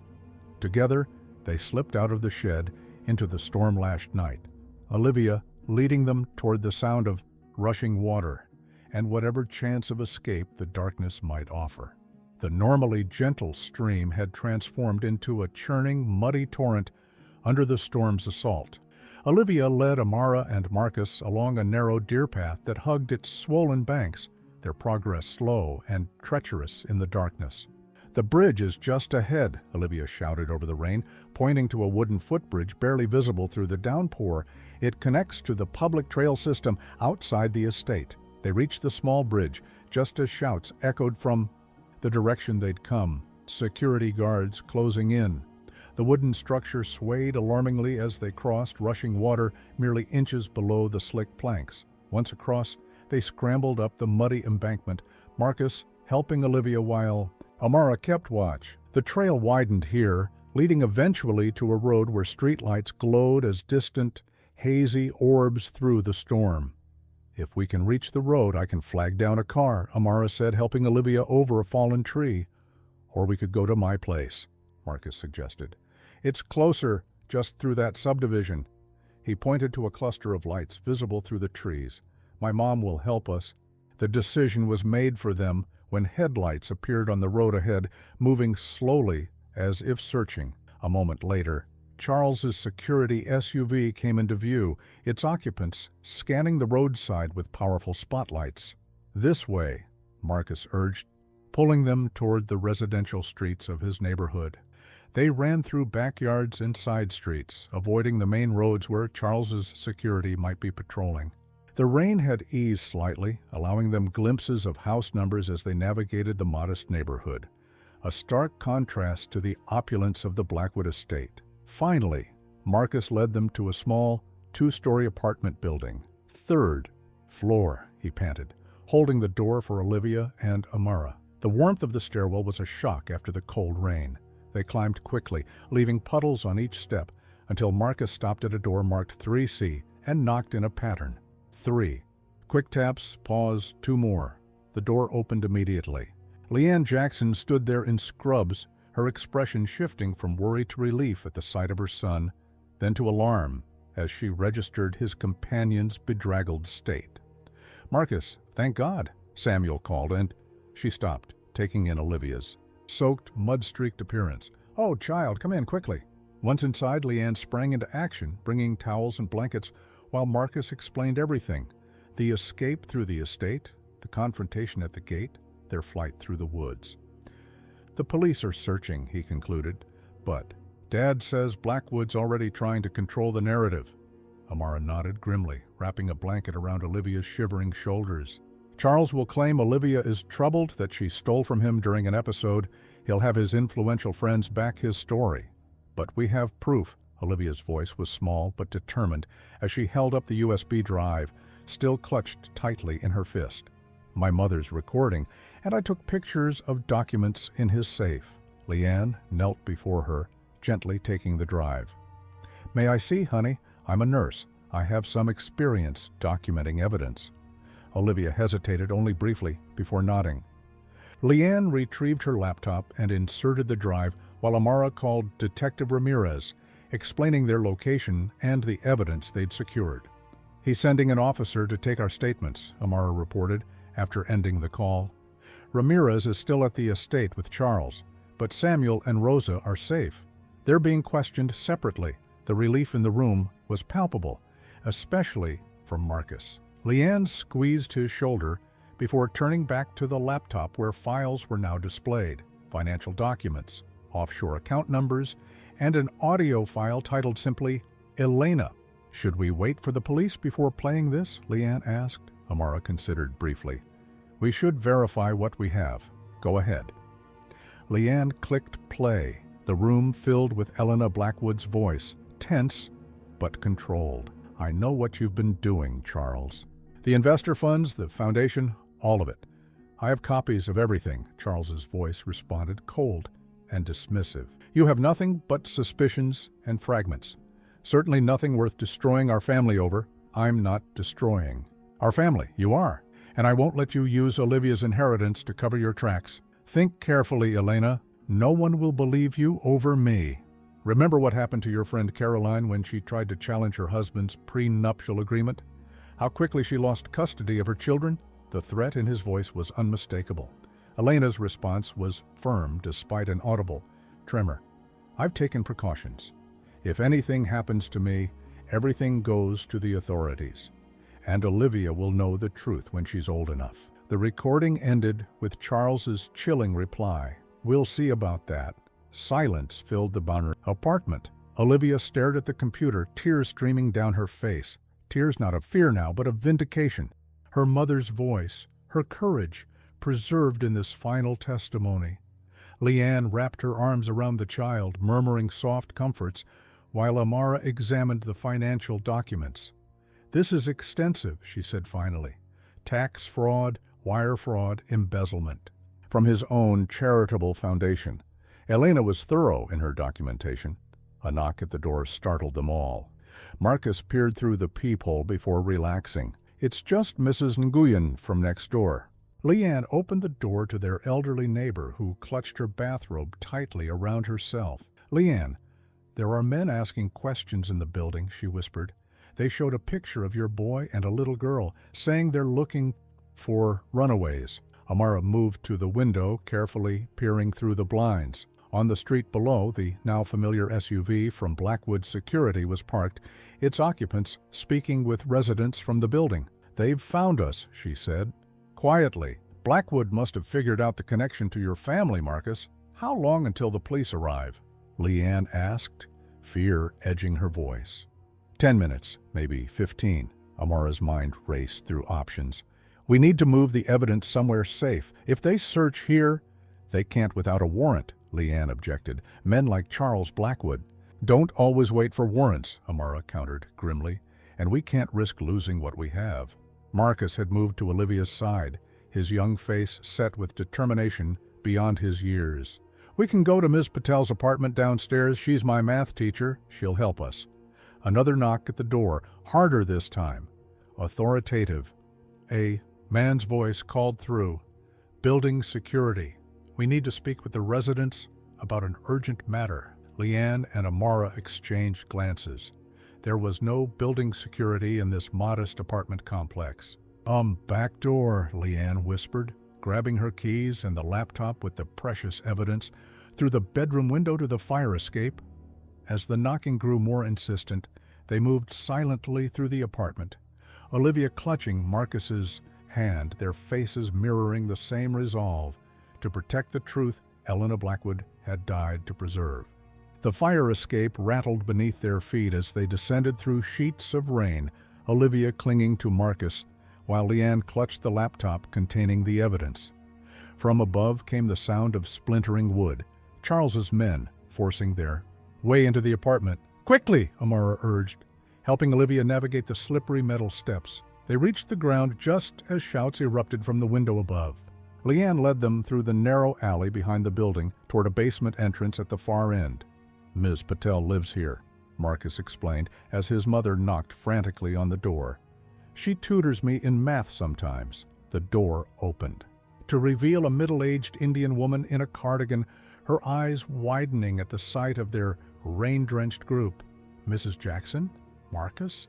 What on earth—" "Priya, we need help," Leanne interrupted. "Please, it's an emergency." Understanding the urgency, if not the details, Ms. Patel ushered them inside her cozy basement apartment, locking the door behind them. "What's happening?" As Leanne briefly explained, Amara moved to the window, keeping watch on the alley. "They'll search every apartment," she warned. "We need to get this evidence to Detective Ramirez before they find us." "Can you copy the files?" Marcus suggested, pointing to Ms. Patel's desktop computer. "Send them to the police?" Leanne nodded already, connecting the laptop to Ms. Patel's printer. "We'll make physical copies too, just in case." While the adults worked, Marcus sat with Olivia on Ms. Patel's floral sofa, both children exhausted, but vigilant. Olivia's gaze kept returning to the window, expecting her father's men to appear at any moment. "He won't stop," she whispered. "Even if the police come, he'll find a way to make this disappear. He always does." Marcus squeezed her hand. "Not this time. My dad and Rosa are with the police now. They're telling the truth about what happened. But will anyone believe them over? My father?" The doubt in her voice reflected years of watching Charles Blackwood shape reality to his will. Before Marcus could answer, Amara's phone buzzed with a text. "It's Ramirez," she announced. "They've detained Charles for questioning. Samuel and Rosa have given statements about what they witnessed tonight and at the gala." A flicker of hope crossed Olivia's face. Really? Really, Amara confirmed, kneeling before her. But we still need to get this evidence to them to make the charges stick. Charles has already called his attorney, and we need to move quickly. Leanne finished printing the key documents, financial records showing millions diverted from investor funds and the Blackwood Foundation, emails discussing offshore accounts, and a transcript of Elena's recording. Ms. Patel, can you email these files to Detective Ramirez? Amara asked, writing down the address. Send them from your account, not ours. Charles might be monitoring our communications. The math teacher nodded gravely, fingers already flying over her keyboard. Consider it done. A sudden pounding on the apartment door made them all freeze. A man's voice called through. Building management. We need to check all units for a water leak. Ms. Patel raised an eyebrow. At midnight? During a storm? When we don't have building management? Despite the tension, Marcus smiled at his teacher's skepticism. She approached the door without opening it. I'm on the phone with police right now, she called loudly, though she wasn't. They're very interested in men impersonating building. Staff! Footsteps retreated hastily from her door. Amara peered through the blinds. They're leaving the building, she reported with relief. Probably realize the police are en route. As if summoned by her words, red and blue lights flashed in, the alley reflecting off puddles and wet brick. 2 police cruisers had pulled up, officers emerging with flashlights. Detective Ramirez sent them to escort us to the station, Amara explained, after checking another text. We'll give our statements there. Leanne gathered the printed evidence into a folder. What about Charles? Is he in custody? Being questioned, Amara clarified, with his attorney present. But these documents, combined with the recording and the Gala footage, should be enough for formal charges. Olivia's expression remained guarded, the caution of a child who had learned the hard way that justice wasn't guaranteed, especially against men like her father. What will happen to me? She asked softly. The adults exchanged glances, the question momentarily stunning them into silence. For all their focus on escaping Charles and securing evidence, the future remained uncertain. For the child at the center of it all, you'll be safe, Amara promised, choosing her words carefully. As a social worker, I'll request emergency placement while the courts sort everything out. Foster care. Olivia's voice trembled slightly. Only temporarily, Leanne interjected, her nurse's compassion evident. There are options, honey. Your mother must have had family, friends who would want to care for you. Olivia shook her head. My father kept us isolated. My grandparents died before I was born. Mother had a sister in France, but they lost touch years ago. The weight of her solitude hung in the air, making the adults' hearts ache. It was Marcus who broke the silence. She can stay with us, he said simply, as if it were the most obvious solution in the world. We have the pull-out sofa. Mom always says our home is too empty since Grandma moved to Florida. Leanne's eyes glistened with tears at her son's unquestioning generosity. It's not that simple legally, Marcus, but she looked at Amara. Would that be possible? As a temporary placement at least? I'd have to expedite approvals, but given the circumstances, Amara considered, it might be the best option until we locate extended family. A knock at the door interrupted them, gentler this time, followed by a woman's voice. Police department. Detective Ramirez sent us. After confirming their identities, they emerged from Ms. Patel's apartment to find 2 officers waiting. One was a heavy-set man with kind eyes, the other a younger woman, who immediately knelt to Olivia's level. You must be Olivia, she said gently. I'm Officer Chen. We're going to take you somewhere safe now, okay? Olivia nodded, her small hand still firmly grasping Marcus's. The boy looked to his mother for guidance. Go with them, Leanne instructed. I'll get some things from our apartment and meet you at the station. As they walked toward the waiting police cruisers, the rain finally began to ease, the storm's fury spent. Through breaks in the clouds, stars peeked out, distant pinpricks of light. After hours of darkness, Olivia tilted her face upward, feeling raindrops mingle with tears on her cheeks. For the first time since her mother's death, a fragile hope bloomed in her chest, hope that truth might prevail over power, that her father's carefully constructed empire might crumble under the weight of its own deception. The juvenile courtroom was smaller than Olivia had imagined, its wood paneling and formal benches a stark contrast to the bright, child-friendly waiting area where a social worker had gently explained what would happen today. 3 weeks had passed since the night of the storm, 3 weeks of interviews with police, prosecutors, and child psychologists. 3 weeks of living with the Jackson family in their modest apartment, 3 weeks of waiting to learn her fate. Charles Blackwood sat at the respondent's table, his expensive suit and perfect posture incongruous with the surroundings. Beside him, 2 attorneys conferred in hushed tones. Though he had been released on bail for the financial crimes charges, this hearing would determine temporary custody arrangements while both criminal and civil cases proceeded. When Charles glanced in Olivia's direction, she instinctively shrank closer to Amara, who sat protectively at her side. Across the aisle, Rosa and Samuel occupied the bench behind the state's attorney, their presence a silent testimony to what they had witnessed. "Remember," Amara whispered, "you only have to answer what the judge asks you. Just tell the truth as you understand it." Olivia nodded, her fingers nervously tracing the outline of the locket Leanne had given her, a simple silver heart containing a small photograph of her mother that Marcus had helped her print from the files on the USB drive. Judge Martinez entered, a woman with silver-streaked hair and eyes that missed nothing. As the proceedings began, Olivia listened to legal terms washing over her like waves: temporary guardianship, preliminary hearing, clear and convincing evidence. Charles's attorney spoke first, his voice smooth as polished marble. "Your Honor, these allegations are deeply troubling to my client. Mr. Blackwood is a devoted father who has provided his daughter with every advantage. The incident at the charity gala was an unfortunate misunderstanding, blown out of proportion by disgruntled employees with personal grievances." He continued, painting Charles as a grieving widower, struggling to raise a child traumatized by her mother's death, a businessman targeted for his success, a philanthropist whose reputation was being tarnished by baseless accusations. When the state's attorney rose to speak, her approach was methodical rather than emotional. "Your Honor, the evidence before the court establishes a pattern of concerning behavior. We have sworn statements from multiple witnesses regarding the incident at the gala.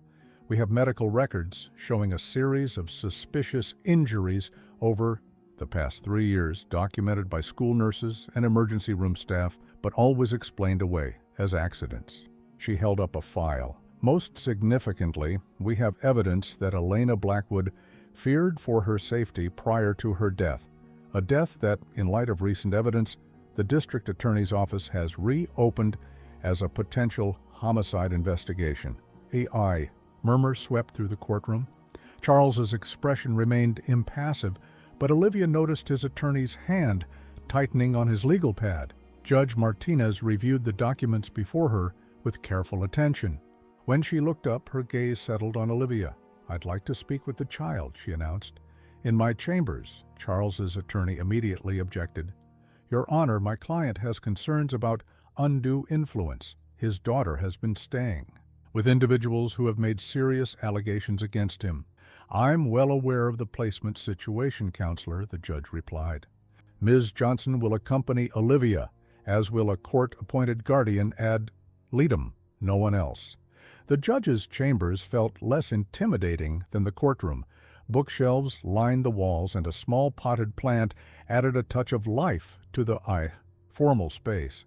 Judge Martinez sat not behind her desk, but in an armchair, inviting Olivia to take the seat opposite her. "Olivia," she began gently, "I know you've had to talk about difficult things with many adults lately. I won't ask you to repeat everything. I just want to hear, in your own words, what you want to happen now." The directness of the question caught Olivia by surprise. Adults usually talked around her, over her, about her, rarely to her, and almost never with genuine interest in her thoughts. "I don't want to go back to my father," she said softly but clearly. "He hurts me when he's angry. Not all the time, but enough." "Can you tell me about that?" Olivia's fingers found the locket again. "He's careful. He knows where bruises will show and where they won't. He says it's discipline that I need to learn. After Mom died, it got worse. The judge nodded, her expression neutral, but attentive. And what about the night of the storm? Can you tell me why you took things from your father's safe? I didn't take them. Not to steal, Olivia clarified. The USB drive was my mother's. She left it for me to protect me. I just wanted to find out the truth about what happened to her. A gentle knock interrupted them. The bailiff entered with a message for the judge, who read it with raised eyebrows, before dismissing him. It seems, she told Olivia, that Marcus Jackson has something he believes is relevant to these proceedings. He's quite insistent on speaking with me. Curiosity flickered across Olivia's face. Marcus? But he wasn't at the dinner party. He doesn't know about the financial stuff. Let's find out what he has to say. When they returned to the courtroom, Marcus sat beside his parents, fidgeting nervously with his phone. Judge Martinez called him forward. Young man, I understand you have information pertinent to this case? Marcus nodded, his voice steadier than his hands. Yes, Your Honor. During the maintenance work at Mr. Blackwood's house, my dad and I had access to the security system. There was a backup server that stored all camera footage from the estate. Charles leaned forward slightly, his composed facade showing its first crack. The night of the dinner party, Marcus continued, I recorded something from Mr. Blackwood's study. He was talking to his lawyer about Olivia's mom. He held up his phone. I didn't understand all of it then, but after everything that happened, I listened to it again. He talks about her accident and how he took care of the problem. I sent the file to Detective Ramirez this morning. The courtroom erupted in whispers. Charles's attorney immediately objected, citing illegal recording, inadmissible evidence, improper procedure. The judge called for order, her gavel sharp against the rising noise. Amidst the chaos, Olivia's eyes met her father's across the courtroom. For the first time in her memory, she saw something there besides cold control or calculated charm, fear. The realization hit her with unexpected force.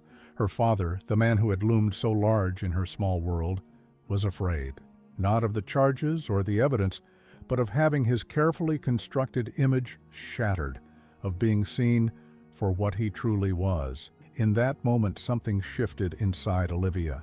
The terror that had shadowed her childhood began to recede, making space for something new, the first fragile sprouts of freedom. 6 months later, autumn painted the city park in amber and crimson. Olivia sat on a bench beside the playground, watching Marcus chase his little sister through fallen leaves. Beside her, Leanne adjusted the scarf around Olivia's neck against the October chill. Not too tight? She asked, her nurse's hands gentle as always. Olivia shook her head, smiling. It's perfect. Thank you. So much had changed since that stormy night. Judge Martinez had granted emergency custody to the Jacksons, while the legal proceedings against Charles Blackwood unfolded. What began as a temporary arrangement had evolved into something more permanent as the months passed. Charles now awaited trial on multiple charges: financial fraud, tax evasion, and, most seriously, homicide in Elena's death. The recording Marcus had captured, combined with the evidence from Elena's hidden cache, had unraveled the carefully constructed facade. One by one, Charles's influential friends had distanced themselves, his empire crumbling as investigations revealed the extent of his crimes. Penny, for your thoughts? Amara asked, joining them on the bench. She visited weekly now, no longer as Olivia's caseworker, but as a friend to the entire Jackson family. I was just thinking about how different everything is, Olivia admitted. 6 months ago, I was packing for Switzerland. Now She gestured to her jeans and sweater, casual clothes that would never have passed her father's inspection. Now you're just being a kid, Amara finished for her, understanding in her eyes, as you should be. From across the playground, Samuel waved, signaling that the picnic was ready. As they gathered around the wooden table, Olivia marveled at how natural it felt to be part of this family, to laugh without restraint, to speak without weighing every word, to be valued simply for who she was rather than how she performed. Mail came this morning, Samuel mentioned as they ate, including a letter from your aunt in France. Olivia brightened. After months of searching, Amara had located Elena's sister, Catherine, living in Lyon. The sisters had been estranged. Charles's doing, they now understood, but Catherine had responded immediately to news of her niece. She's still planning to visit at Christmas? Olivia asked hopefully. Leanne nodded. The tickets are booked. She's excited to meet you after all these years. The prospect of connecting with her mother's family had opened new possibilities for Olivia's future. While the Jacksons had made it clear she had a home with them for as long as she needed, Catherine had expressed interest in eventual guardianship, perhaps even adoption, once the legal hurdles were cleared. Rosa called yesterday too, Marcus added between bites of sandwich. She said the new job in California is going well. After testifying against Charles, Rosa had relocated to be near her brother's family. Her courage in standing up to her powerful employer had not gone unnoticed. A prominent civil rights attorney had hired her as an office manager, a position that finally utilized her administrative degree from Mexico.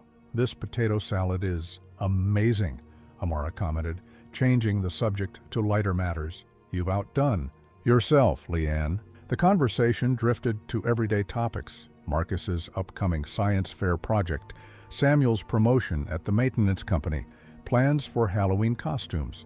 Ordinary family discussions that once would have seemed impossibly distant to Olivia. After lunch, while the adults cleared up, Olivia and Marcus wandered to the edge of the park where a familiar black shape lounged on a low wall. Shadow, Olivia called softly. The cat, no longer a stray but officially adopted by the Jacksons, lifted its head lazily, golden eyes regarding them with dignified recognition. Still can't believe he followed us home that night, Marcus marveled, scratching behind Shadow's ears. All the way from your dad's estate to our building. He knew where I needed to be, Olivia said simply. They sat beside the cat, comfortable, in the silence that often fell between them. Two children who had witnessed more than most adults, bound by experiences that defied easy explanation. Do you ever miss it? Marcus asked eventually. The mansion? The fancy stuff? Olivia considered the question seriously. Sometimes I miss my mother's garden. The piano, maybe. She looked around at the modest park, the apartment buildings visible beyond the trees, but not the rest. It wasn't really home, Marcus nodded, understanding perfectly. Mom says home isn't about the place anyway. It's about the people. Your mom is very wise, Olivia smiled, watching Shadow stretch contentedly between them. A breeze scattered leaves across. The path carrying the promise of a winter, but also of seasons beyond, spring, renewal, growth. Olivia breathed deeply, filling her lungs with crisp air and her heart with quiet certainty. The legal battles weren't over. There would still be court appearances, testimony, difficult questions about her father and her mother's death. The path ahead held challenges she could only dimly foresee. But for the first time in her young life, Olivia didn't face that future alone or afraid. She had found something her father's wealth could never provide. People who stood beside her, not out of obligation or fear, but out of genuine care. As they walked back toward the picnic area where the adults were packing up, Olivia spotted something arcing through the cloudy sky, a rainbow, faint but distinct, its colors bridging them, space between storm clouds and breaking sunlight. Look, she pointed, remembering how her mother had once told her that rainbows were messages of hope after darkness. Marcus followed her gaze, then grinned. Race you back to tell Mom. They ran across the leaf-strewn grass, Shadow trailing behind, at a more dignified pace. Olivia's laughter, once so rare, bubbled up freely, carried on the autumn breeze like a promise fulfilled. From a distance, Amara watched the children running, Olivia's golden hair streaming behind her like a banner of light. She thought of the terrified child from the Gala, the solemn girl who had expected no justice in a world controlled by powerful men. The transformation wasn't complete. Healing rarely followed a straight line, but the direction was clear. Sometimes, Amara reflected, justice arrived through unexpected channels. A janitor's son with a borrowed phone, a housekeeper with a memory, 4 dates, a stray cat delivering messages between worlds that should never have been divided. As Olivia reached the picnic table, breathless and smiling, Leanne gathered her into a warm embrace, the kind that asked for nothing in return. Over the child's head, her eyes met Amara's in shared understanding. Whatever challenges tomorrow might bring, today had its own complete perfection. Some storms, it seemed, cleared the air in ways that nothing else could, revealing possibilities previously hidden by clouds of fear. And in their aftermath, new family constellations could form, different from those mapped by blood or law, but no less real for the hearts that recognize them as home.